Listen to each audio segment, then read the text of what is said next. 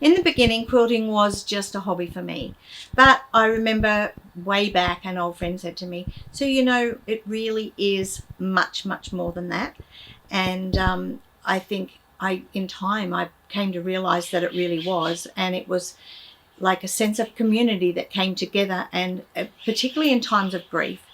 And there's something about getting together with other people and sharing all the things that happen in your life and how you can come together, and there's such a sense of belonging, and it just helps.